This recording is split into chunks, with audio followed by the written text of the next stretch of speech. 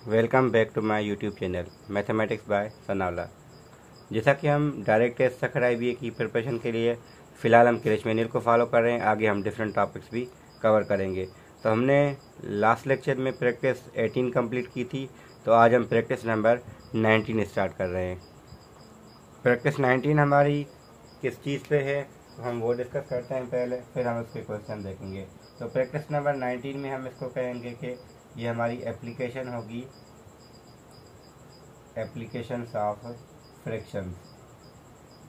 यानी जो पिछला हमारा था वो हमारा एप्लीकेशन ऑफ इंटीजर्स था, तो आज हम एप्लीकेशंस ऑफ फ्रैक्शंस करेंगे। तो इसमें जो क्वेश्चन नंबर 1 है उसमें हमें कह रहे हैं कि अगर 2/11 ऑफ अ नंबर इज 22, फिर हमें पूछ रहे हैं कि 6/11 ऑफ दैट नंबर क्या होगा। तो इन टर्मिनोलॉजी को समझने के लिए हमें ये पता होना चाहिए, जब भी हमारे पास ऑफ होगा तो हम मल्टीप्लाई का मतलब होगा हमारे पास। जब हमारे पास किसी नंबर की बात होगी तो इसको हम x, y या z कोई वेरिएबल सपोज करेंगे, ये हमारी मल्टीप्लिकेशन है और ये हमारा वेरिएबल है। फिर हमारे पास दूसरा क्या है, इज़। जब इज़ वर्ड आएगा तो हम इक्वल की साइन देंगे। अब हम इसको कन्वर्ट कर सकते हैं लैंग्वेज में, क्या हो जाएगा 2/11 ऑफ यानी मल्टीप्लाई किसका, x या y, हम y लेते हैं, y इज़ इक्वल कितना है 22।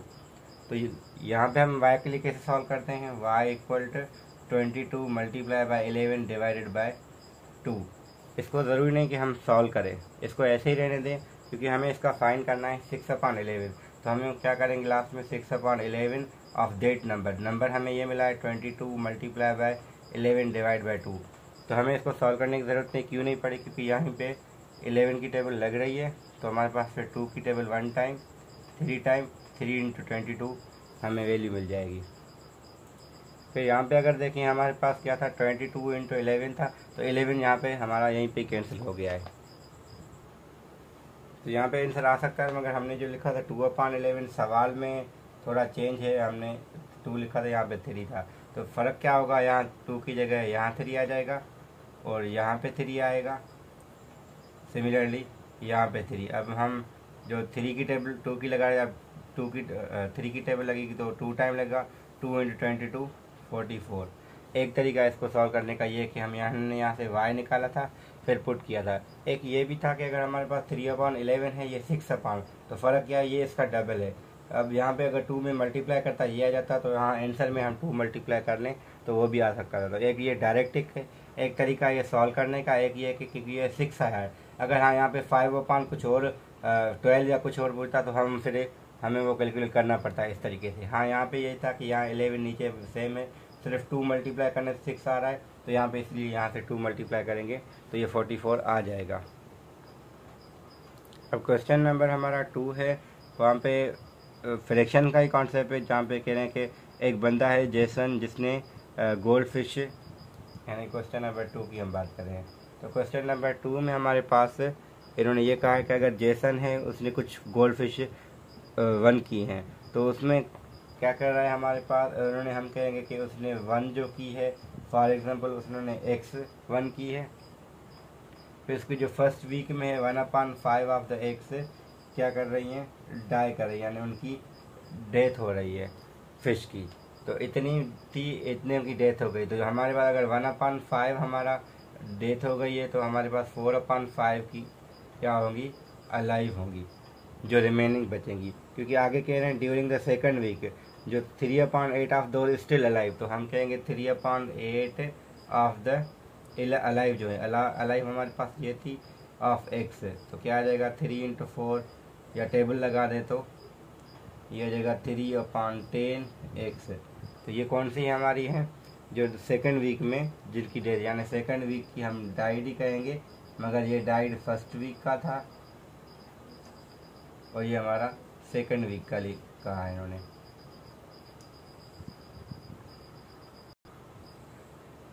अब क्वेश्चन क्या है यहाँ पे, क्वेश्चन है what fraction of original fish still after 2 weeks. तो हम ये कहेंगे कि हमारे पास जो एक्स थी उनमें से जो पहले हफ्ते में मर गई थी वो 1/5x थी, फिर जो दूसरे हफ्ते में मरी थी वो 3/10x थी। अब ये जो भी आंसर आएगा यहाँ पे हमारा ऑफ एक्स, ये वो फ्रैक्शन होगा जो 2 वीक्स के बाद बचेंगी। तो हम इसको सॉल्व कर सकते हैं। सिमिलरली क्वेश्चन नंबर 3 को आप खुद कर सकते हैं। तो क्वेश्चन नंबर 3 हमारे पास ये है कि 5/8 ऑफ 24 इज। अब हमें यहाँ क्या करना है, 5/8 ऑफ यानी मल्टीप्लाई 24 इक्वल 5/17 ऑफ नंबर, यानी एक ही क्वेश्चन बनेगी। वहाँ पे जो हम पहले कर रहे थे क्वेश्चन 1 में डिफरेंट था, यहाँ पे लिखेंगे 5/8 24 फाइंड करेंगे तो आपके पास आंसर 15 आ जाएगा। इसको इक्वल करना है किसके, 15/7 ऑफ एक्स के या वाई के, तो यहाँ से आंसर आपका आ सकता है। सिमिलरली क्वेश्चन नंबर 4 है, अब 7a इज इक्वल 3 है, 3b इज इक्वल दिस है, अब a/b, तो रेशियो निकालना है हमें। तो रेशियो के लिए क्या करना पड़ेगा, यहाँ से a की वैल्यू निकालें, यहाँ b की। a हमें मिलेगा 3/7 और b हमें मिलेगा 7/3। तो a/b हमें पता है कि दोनों फ्रैक्शंस की डिवीजन है असल में। सिमिलरली ये भी ऐसे ही है कि इतने स्टूडेंट एब्सेंट हैं, टोटल स्टूडेंट को एक्स हमने ले लिए, इतने वो मतलब इन्फॉर्मेशन आप कर लें, ये ना हो तो फिर कांटेक्ट मैंने इसलिए दे दिया है, आप फिर पूछ सकते हैं, वरना बहुत को क्वेश्चन हम करवा चुके हैं, वरना आपसे पहले खुद ट्राई करें तो ये हो जाएगा। सिर्फ अंडरस्टैंड करना क्वेश्चन को लाजिमी होता है, अगर आपने अंडरस्टैंड सही किया है तो आपके पास ये ठीक हो जाएगा। क्वेश्चन नंबर 6 में कह रहे हैं द फाइनल स्टेप कैलकुलेशन। यहाँ पे मसला क्या था कि उन्होंने डिवाइड कर दिए गलती से, उनको करना मल्टीप्लाई था, यानी कुछ भी कैलकुलेशन थी आपके पास, किसी के स्टूडेंट के पास कैलकुलेशन करनी थी, उसे करना मल्टीप्लाई था, उसने गलती से डिवाइड कर लिया। अब वो कंपोजिट करने के लिए क्या करना पड़ेगा, एक तो इतना वो मल्टीप्लाई करे ताकि वो बैलेंस हो जाए, मगर जो इसको एक्चुअल करना था एक और ये मल्टीप्लाई भी करना था, यानी इसमें 3 जीरो थे तो इसको 6 जीरो वाले यानी 1 लाख से मल्टीप्लाई करना पड़ेगा, 10 लाख जो भी बने। तो ये 1000 है, 1000 को 1000 से करेंगे तो 1 लाख बन जाएगा। तो 1 लाख या 10 लाख जो भी बने तो हम उससे मल्टीप्लाई तभी कम परसेंट होगा, क्योंकि ये गलती जो हुई है हमारी, अगर इतना मल्टीप्लाई करेंगे तो वो गलती सुधर जाएगी, मगर जो हमने करना था वो नहीं किया, तो इसलिए हमें एक्स्ट्रा दोबारा ये मल्टीप्लाई करना पड़ेगा। सिमिलरली यहाँ पे भी ऐसा ही कि क्वेश्चन नंबर 7 में 300 लोग हैं, अब कह रहे हैं 2/3 उन सीट्स में से ऑक्यूपाई हो रही हैं, तो हमें कह रहे हैं कि सीट्स कितनी थी। अगर हम कहेंगे सीट्स x थी तो हम कहेंगे 2/3। तो सवाल ये था कि हम कह रहे 2/3 of total seats occupied by these people. यहाँ से x के लिए सॉल्व करें, आपको 450 मिल जाएगा आंसर। तो करना क्या था कि कह रहे हैं कि सीट्स नहीं पता हमें कितनी है, लोग जो हैं वो 300 हैं, तो इस सीट्स का 2/3 पार्ट जो है ना वो लोग पूरे कर रहे हैं, तो इस वजह से हम इसको ऐसे रखा है, तो आगे ये कैलकुलेशन हो जाएगी। फिर क्वेश्चन नंबर जो 8 है उसमें हम ये कह रहे हैं कि तो अगर उसके पास P आवर्स होमवर्क करना था, उसने R आवर्स किए हैं, तो कितना बचेगा। तो अगर उसको P काम था और R उसने काम कर लिया है, कह रहे वाट पार्ट ऑफ रिमेनिंग, तो ये टू बी डन यानी जो रिमेनिंग होगा हमें ये तो आंसर बचेगा, मगर इसको टोटल से डिवाइड करना यानी P के साथ, क्योंकि P माइनस R क्या है, इसको जो बचे हैं आवर्स, मगर टोटल से डिवाइड करते हैं तो हमें फ्रैक्शन मिलता है। सिमिलरली क्वेश्चन नंबर 9 में भी ये कि 30 गेम्स हैं, 24 उन्होंने 1 किए हैं, अब लॉस कितनी की होंगी ये तो हमें यहीं से पता चल रहा है कि क्वेश्चन 9 में कि 30 गेम्स हैं, उसने 24 1 किए हैं, तो ऑब्वियस है कि 6 उसने लॉस की होगी, मगर वो ये नहीं पूछ रहा कितनी लॉस की है, हमें कह रहे लॉस का पार्ट बताएं। तो पार्ट के लिए हमें क्या करना पड़ता है, हमेशा जो आंसर आता है उसको टोटल से डिवाइड करते हैं तो हमें पार्ट मिल जाता है। तो हर सवाल में ऐसे ही होगा कि जब भी हमें पार्ट फाइंड करना है तो इस पार्ट को टोटल से डिवाइड कर लें तो ये हो जाएगा। सिमिलरली क्वेश्चन 11 में ये है कि जो मिनट्स आ रहे हैं आपको टोटल 60 से डिवाइड करेंगे यानी फ्रैक्शन रखेंगे तो आपको कैलकुलेशन आ जाएगी।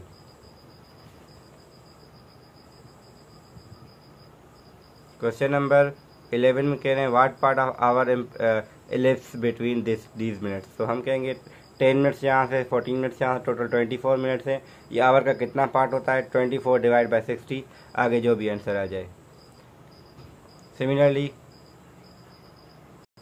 अब टाइम बचाने के लिए मैंने क्वेश्चन लिख लिया है यहाँ पे कह रहे थे कि अगर क्वेश्चन 13 में कि अबव जो 18 मतलब सैलरी को 3 पार्ट्स में डिवाइड किया है, 18,000 से ज़्यादा, बिटवीन 15 18 और 15 से बिलो। अब कह रहे हैं कि हाफ एम्प्लॉयज़ को, टोटल एम्प्लॉयज़ एक्स है तो हाफ एम्प्लॉयज़ को अबव 18 मिल रही है, तो वो बचेंगे ऑब्वियसली हाफ होंगे। जो हाफ बच रहे हैं 1/2, उनमें से भी जो उनका थर्ड पार्ट है उनको इन बिटवीन मिल रही है। तो हमें बिलो 15 कितनी मिलेगी, तो हम ये कहेंगे कि एक्स में से हम माइनस करें 1/2 जिनको 18 से अबव मिल रही थी, और ये बनेगा 1/6 एक्स जिनको बिटवीन मिल रही। तो ये जो पार्ट बचेगा, जो भी आंसर आएगा वो हमारा क्या हो जाएगा, बिलो द 15। तो यहाँ पे कैलकुलेशन हम खुद ही कर सकते हैं। सिमिलरली क्वेश्चन नंबर, हालांकि यहाँ नहीं होना चाहिए था ये, अगर फिर भी हम कर रहे हैं क्योंकि ये एक्सपोनेंट का क्वेश्चन है, यहाँ नहीं होना चाहिए था क्योंकि 3 पावर x लिखा हुआ है 81, आगे पूछ रहे हैं x का क्यूब क्या होगा। तो यहाँ अगर देखें 81 को हम अगर फैक्टर्स करते हैं, जैसे हम एलसीएम लेते हैं तो 3 3 3 3 4 टाइम आता है। तो फिर यहाँ एक रूल लग जाता है कि जब बेस सेम हो तो पावर इक्वल होंगे, तो यहाँ से x की वैल्यू 4 आएगी। फिर यहाँ पे जब 4 का क्यूब करेंगे तो 4 × 4 × 4 64 हमें मिल जाएगा। मगर ये जो इस क्वेश्चन भले आपको समझ आए ना आए, फिलहाल इसको छोड़ दें, क्योंकि जब हम एक्सपोनेंट की टॉपिक स्टार्ट करेंगे तो उसके बाद ये क्वेश्चन खुद ही हो जाएंगे। यहाँ पे इन्होंने, क्योंकि यहाँ पे ये मतलब सही नहीं है इनका यहाँ देने का, ऐसे क्वेश्चन यहाँ बहुत हैं जो हमने फ़िलहाल क्लासेस में स्किप किए हैं क्योंकि ये रिलेटेड नहीं थे इन फ्रैक्शन से। तो क्वेश्चन नंबर 14 और 15 भी इसका ऐसे ही है, जो अलजेब्रा के लिहाज से यानी वैल्यू पकड़ना है कैलकुलेट, मगर वो इसकी नीड नहीं थी यहाँ पे क्योंकि फ्रैक्शन का कॉन्सेप्ट है, तो फ्रैक्शन ही हमें यूज़ करना है। तो प्रैक्टिस 19 हमारी यहाँ पे पूरी होती है। और वीडियो की लेंथ 10 मिनट से एक्सीड कर गई, इस वजह से मैं प्रैक्टिस 20 नेक्स्ट वीडियो में बनाऊँगा। Thank you.